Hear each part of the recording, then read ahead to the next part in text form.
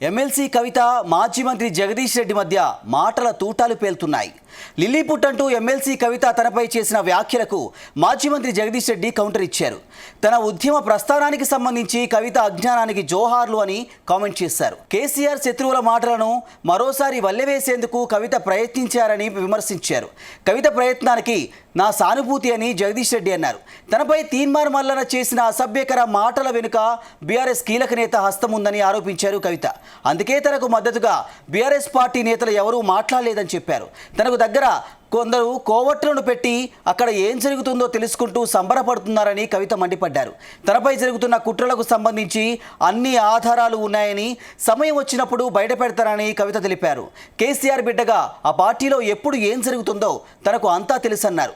తనపై చిల్లరగా మాట్లాడుతున్న ఓ లిల్లీపుట్ నేత నల్గొండ జిల్లా పార్టీని నాశనం చేస్తున్నారంటూ పరోక్షంగా మాజీ మంత్రి జగదీష్ రెడ్డిపై ఫైర్ అయ్యారు కవిత.